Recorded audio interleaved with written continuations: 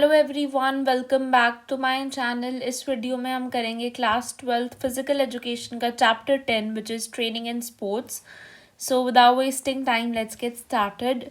सबसे पहले हम पढ़ेंगे concept of talent identification and talent development.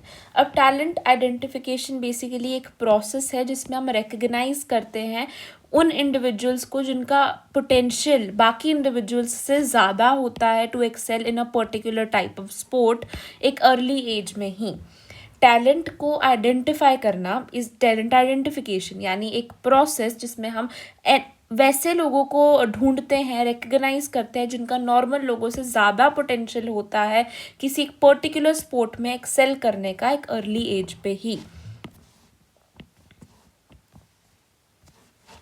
Then हम बात करते हैं इसका ऑब्जेक्टिव क्या है, ताकि हम स्पोर्ट स्पेसिफिक एबिलिटीज़ वाले लोगों को आइडेंटिफाई कर सके, ऐसे एथलीट्स को आइडेंटिफाई करें जिनका ज़्यादा पोटेंशियल है, साइंटिफिक बेसिस पे उनको सिलेक्ट करें और wastage of time and resources को रिड्यूस कर सके। बेसिकली उस टैलेंट डेवलपमेंट अब क्या होता है, उसी टैलेंट को डेवलप करना एक लॉन्ग टर्म और सिस्टमैटिक प्रोसेस होता है जिसके अंदर उसी आइडेंटिफाइड टैलेंट को नर्चर करना पड़ता है, यानी उसी पे ही वर्क करना पड़ता है, उसको अच्छे से ट्रेन करना पड़ता है एंड प्रैक्टिस करनी होती है। Basically nurturing the identified talent is talent development through proper training, coaching, nutrition, psychological support. इन सब के साथ इसको नर्चर किया जाता है आइडेंटिफाइड टैलेंट को, ताकि उसके टैलेंट को डेवलप करा जा सके। टैलेंट को आइडेंटिफाई करने के मेथड्स क्या है? फिजिकल टेस्ट कर सकते हैं, स्ट्रेंथ, स्पीड, एंड्योरेंस और फ्लेक्सिबिलिटी को मेजर करने के लिए। स्किल के टेस्ट यानी किसी स्पोर्ट के स्पेसिफिक स्किल्स को टेस्ट करने के लिए। साइकोलॉजिकल टेस्ट जैसे कि मोटिवेशन और कॉन्फिडेंस को चेक करने के लिए। एंथ्रोपोमेट्रिक टेस्ट यानी हाइट, वेट, एंथ्रो का मतलब होता है ह्यूमन रिलेटेड, तो हमारा हाइट, वेट, बॉडी कॉम्पोजिशन ये चेक करने के लिए। परफॉर्मेंस ऑब्जर्वेशन मैच या फिर कॉम्पिटिशन के अंदर उन्हें एनालाइज करके। देन बात करते हैं स्पोर्ट्स ट्रेनिंग क्या होता है। स्पोर्ट्स ट्रेनिंग एक सिस्टमैटिक और एक साइंटिफिक प्रिपरेशन है एक एथलीट की, ताकि वो अपनी परफॉर्मेंस को इम्प्रूव कर सके, physical, technical, tactical and psychological development कर सके। स्पोर्ट्स ट्रेनिंग एक सिस्टमैटिक एंड साइंटिफिक प्रिपरेशन है एथलीट की, ताकि वो अपनी ओवरऑल परफॉर्मेंस को इम्प्रूव कर सके। स्पोर्ट्स ट्रेनिंग के ऑब्जेक्टिव क्या हैं कि अपनी फिजिकल फिटनेस को इम्प्रूव करना, अपनी स्किल्स और अपनी टेक्निक्स को इम्प्रूव करना, अपनी परफॉर्मेंस को इम्प्रूव करना, इंजरीज से बच के रहना, प्रिवेंट करना इंजरीज को, पीक परफॉर्मेंस पे अचीव करना at right time which is competitions के टाइम पे। स्पोर्ट्स ट्रेनिंग साइकिल क्या होता है? ट्रेनिंग साइकिल्स बेसिकली एक प्लान्ड पीरियड्स ऑफ ट्रेनिंग होते हैं कि किस टाइम के अंदर कैसे कैसे ट्रेनिंग करनी है एंड कैसे नहीं करनी है। तो प्लान्ड पीरियड्स ऑफ ट्रेनिंग को ही हम स्पोर्ट्स ट्रेनिंग साइकिल कहते हैं। 3 तरीके की साइकिल हो सकती है। माइक्रो साइकिल जो कि 1 वीक तक चलती है, शॉर्ट टर्म ट्रेनिंग प्लान होता है, किस दिन कौन सी वाली ट्रेनिंग करनी है, कितनी देर करनी है, ये सब कुछ आता है। मीजो साइकिल थोड़ा सा मीडियम टर्म परफॉर्मेंस डेवलपमेंट होता है, 1 मंथ जैसा। मैक्रो साइकिल 1 ईयर यानी लॉन्ग टर्म ट्रेनिंग प्लान होता है।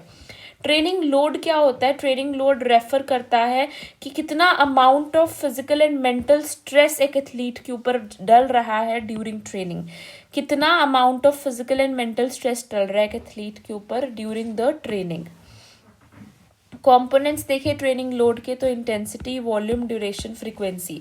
यानी कि इंटेंसिटी इन द सेंस कितना हार्ड एक्सरसाइजेस हम एथलीट से करवा रहे हैं ड्यूरिंग द ट्रेनिंग। वॉल्यूम यानी कितना उससे वर्क डन करवा रहे हैं। ड्यूरेशन कितनी देर तक, कितनी लेंथ जा रही है ट्रेनिंग की, कितनी बार ट्रेनिंग के सेशंस हो रहे हैं। इंटेंसिटी यानी कितनी मुश्किल एक्सरसाइज करा रहे हैं। वॉल्यूम कितनी एक्सरसाइज करा रहे हैं। ड्यूरेशन कितनी लंबी देर तक उसकी ट्रेनिंग करा रहे हैं। एंड देन फ्रीक्वेंसी कितनी बार, हफ्ते में 6 बार, हफ्ते में 7 बार या हफ्ते में 5 बार। देन बात करते हैं ओवरलोड प्रिंसिपल क्या होता है। जब हम परफॉर्मेंस को इम्प्रूव करना चाहते हैं तो ट्रेनिंग लोड जो होता है वो ग्रेटर रखना पड़ता है देन द नॉर्मल कैपेसिटी। ठीक है, तो बेसिकली जब मैं अपने परफॉर्मेंस को इम्प्रूव करना चाह रही हूँ, सोचो कॉम्पिटिशन आ रहे हैं, तो मैं जो ट्रेनिंग लोड है वो ज़्यादा रखती हूँ as compare to the normal capacity. यानी नॉर्मली मेरी बॉडी जितना कर पा रही है उससे ज़्यादा की ट्रेनिंग मैं करती हूँ। अडेप्टेशन की बात करें तो अडेप्टेशन है बॉडी जब ट्रेनिंग लोड पे एडजस्ट हो जाती है जिससे उसकी इम्प्रूव्ड परफॉर्मेंस, यानी जब मैंने ओवरलोड करा जब मेरे को अच्छी परफॉर्मेंस चाहिए थी, तो उसके बाद बॉडी जब अडेप्ट करती है, उसी बॉडी जब एडजस्ट करती है उस ट्रेनिंग लोड के ऊपर, उसी प्रोसेस को ही हमने अडेप्टेशन बोल दिया, जिससे कि आपकी इम्प्रूव्ड परफॉर्मेंस एक रिजल्ट होगा। रिकवरी होगा एक process of regaining that physical and mental strength after training, और फिर जब ट्रेनिंग हो जाएगी उसके बाद वो फिजिकल और मेंटल स्ट्रेंथ को गेन करना इज रिकवरी। ओवरलोड अडेप्टेशन और रिकवरी में क्या रिलेशन है? जब ओवरलोड होगा तो अडेप्टेशन करनी पड़ेगी और फिर इम्प्रूव्ड परफॉर्मेंस होगी और फिर हमें रिकवरी करनी पड़ेगी और फिर और ओवरलोड होगा। इसी तरीके से साइकिल चलती है, ओवरलोड डला जाएगा उससे बॉडी अडेप्ट करेगी और परफॉर्मेंस हमारी इम्प्रूव हो जाएगी, फिर हमें रिकवरी करनी है एंड देन उसके बाद और ओवरलोड डला जाएगा, है ना। ऐसे ऐसे धीरे धीरे करके परफॉर्मेंस इम्प्रूव होती जाएगी। यही आपकी रिलेशनशिप है। Types and methods to develop strength. अब क्या तरीका है जिससे मैं स्ट्रेंथ को डेवलप कर सकती हूँ? स्ट्रेंथ होता क्या है? Ability of the muscles to overcome a resistance. जितनी ज़्यादा रेजिस्टेंस, अगर मैक्सिमम रेजिस्टेंस लिख दूँ तो मैक्सिमम स्ट्रेंथ हो जाएगा यहाँ पे। टाइप्स ऑफ स्ट्रेंथ आपकी होती है 3 तरीके की। मैक्सिमम स्ट्रेंथ यानी कितना मैक्सिमम फोर्स मैं एग्जर्ट कर सकती हूँ, यानी मेरी एक लिमिट है कि हाँ मैं 50 kgs वेट जो है उठा सकती हूँ या 40 kgs उठा सकती हूँ, ये मैक्सिमम फोर्स है, उससे ज़्यादा मैं नहीं उठा सकती हूँ। तो maximum strength is basically maximum force कितना उठा सकते हैं। Then explosive strength is basically हम कितनी स्पीड से कोई मसल का वर्क कर पा रहे हैं, यानी किसी रेजिस्टेंस को हम कितनी स्पीड से ओवरकम कर पा रहे हैं, यानी मैं कितनी जल्दी किसी रेजिस्टेंस को ओवरकम कर पा रही हूँ, कितनी देर तक मैं उसको अपनी मसल को रेजिस्टेंस को ओवरकम करवा पा रही हूँ, वो स्ट्रेंथ एंड्योरेंस है। यानी उस स्ट्रेंथ को सस्टेन करने की एबिलिटी कि मैं 40 kg को कई देर तो नहीं, बट मैं 20 kg को कम से कम 5 मिनट तक अपने पकड़ सकती हूँ, तो वो मेरी स्ट्रेंथ एंड्योरेंस है। मेथड्स टू डेवलप स्ट्रेंथ, यानी स्ट्रेंथ को डेवलप करने के क्या मेथड्स हैं, वो यहाँ पे दिया हुआ। वेट ट्रेनिंग, वेट्स को यूज़ करके वेट ट्रेनिंग करी जाए। आइसोमेट्रिक एक्सरसाइजेज यानी जिसमें कोई जॉइंट मूवमेंट ना हो। आइसोटोनिक एक्सरसाइज जिसमें मसल की लेंथ कंटिन्यूसली चेंज हो रही है, बेसिकली आइसोमेट्रिक जहाँ पे आपको मूवमेंट इतनी नहीं करनी पड़ी, आइसोटोनिक में मूवमेंट हो रही है। सर्किट ट्रेनिंग यानी कई सारी सीरीज ऑफ एक्सरसाइजेस को एक साथ परफॉर्म करना, जिसके बारे में हम आगे भी पढ़ेंगे। तो इस तरीके से हम स्ट्रेंथ को डेवलप कर सकते हैं। अब types and methods to develop endurance. Endurance क्या होता है? एंड्योरेंस एबिलिटी है किसी भी एक्टिविटी को परफॉर्म करना for long durations without fatigue. इसके अंदर 2 आपके टाइप्स आ जाती हैं, एरोबिक एंड एनारोबिक। एरोबिक जो हम ऑक्सीजन जब ले रहे हैं, एनारोबिक जब हम बिना ऑक्सीजन के एंड्योरेंस हो रही है। इसको डेवलप करने के हमारे पास 4 तरीके। कंटिन्यूस ट्रेनिंग यानी लॉन्ग ड्यूरेशन तक एक स्टेडी पेस पर, जैसे रनिंग क्या कर रहे हो, रनिंग करते जाओ, है ना। इंटरवल ट्रेनिंग यानी हम थोड़ी देर भागें एंड देन रेस्ट करें एंड देन भागें एंड देन रेस्ट करें, ये इंटरवल ट्रेनिंग हो गया। देन फार्टलेक ट्रेनिंग यानी कि स्पीड प्ले, बहुत तेज़ी से भागे फिर धीरे भागे, यानी स्पीड के साथ चेंजेस करते जाएँ, फार्टलेक ट्रेनिंग हो गई। देन सर्किट ट्रेनिंग बेसिकली होती है जब मिक्स्ड हम करते हैं, यानी बहुत सारी डिफरेंट एंड्योरेंस एक्सरसाइजेस को मिक्स करते हैं। फिर स्पीड की बात करें, ability to perform movement in minimum time. Ability to perform कोई भी मूवमेंट को परफॉर्म कर पाना बहुत ही मिनिमम टाइम के अंदर, उसे ही स्पीड कहते हैं। अब स्पीड आपकी रिएक्शन स्पीड हो सकती है, रिस्पॉन्स करने के अंदर कितनी स्पीड है वही रिएक्शन टाइम भी होता है। मूवमेंट स्पीड हो सकती है, आप मूव करने में कितना टाइम लेते हो। एक्सलरेशन यानी अपनी फास्टेस्ट, अपनी हाईएस्ट वेलोसिटी को गेन करने में आपको कितना टाइम लगता है, दैट इज एक्सलरेशन स्पीड। जो अपनी हाईएस्ट वेलोसिटी बड़ी जल्दी आ जाता है उसे बोलेंगे उसकी एक्सलरेशन स्पीड अच्छी है। हम स्पीड को डेवलप कैसे कर सकते हैं? एक्सलरेशन रन्स करके, रेपिटेशन मेथड्स करके, यानी बेसिकली हम बार बार अपने आप को, अपनी स्पीड को वापस से तेज़ करें एंड देन रोकें एंड देन तेज़ करना, इससे हमारी एक्सलरेशन की जो स्पीड है वो बढ़ेगी। फिर हम बार बार रेपिटेशंस करके हमारी रिएक्शन स्पीड को भी इंक्रीज़ कर सकते हैं एंड देन हम इंटरवल ट्रेनिंग करके भी कर सकते हैं इंटरवल, यानी कई देर तक स्पीड में भागना and then rest and then भागना है, इससे हमारी मूवमेंट स्पीड बढ़ेगी। देन रेजिस्टेंस रन्स भी कर सकते हैं, इससे हमारी स्पीड और एंड्योरेंस दोनों बढ़ेगी। टाइप्स एंड मेथड जिससे हम फ्लेक्सिबिलिटी को इम्प्रूव कर सकते हैं या डेवलप कर सकते हैं। फ्लेक्सिबिलिटी होता क्या है basically, range of movement at a joint, यानी एक जॉइंट पे कितनी रेंज ऑफ मूवमेंट, यानी कितनी ज़्यादा मूवमेंट मैं कर सकती हूँ। फ्लेक्सिबिलिटी की टाइप्स की बात करें तो एक्टिव और पैसिव दो तरीके की। एक्टिव जब हम खुद से कर रहे हैं बेसिकली, और पैसिव जब हम एक्सटर्नल हेल्प। एक्टिव जब मैं खुद से कोई भी फ्लेक्सिबल एक्सरसाइज को परफॉर्म कर रही हूँ। पैसिव जब कोई और मेरी हेल्प कर रहा है। और मेथड जिससे मैं मेरी फ्लेक्सिबिलिटी को बढ़ा सकती हूँ, स्टैटिक स्ट्रेचिंग, यानी कि किसी भी पोजीशन पे होल्ड करना जिससे स्ट्रेचिंग हो रही है।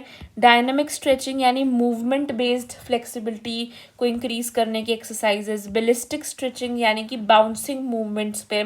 देन PNF स्ट्रेचिंग यानी कि एडवांस्ड लेवल की स्ट्रेचिंग्स। फिर आता है कोऑर्डिनेटिव एबिलिटी। कोऑर्डिनेटिव एबिलिटी एक एबिलिटी है जिससे कि हम अपने मूवमेंट्स को स्मूथली और एक्यूरेटली परफॉर्म कर पा रहे हैं। बेसिकली एबिलिटी है to perform all the movements smoothly and accurately. जब हम सारे मूवमेंट्स को परफॉर्म कर पा रहे हैं, वही हमारी कोऑर्डिनेटिव एबिलिटी है। इसकी टाइप्स की बात करें तो ओरिएंटेशन एबिलिटी आती है, यानी कि बॉडी की पोजीशन की हमें कितनी अवेयरनेस, हम किस पोजीशन में खड़े हैं।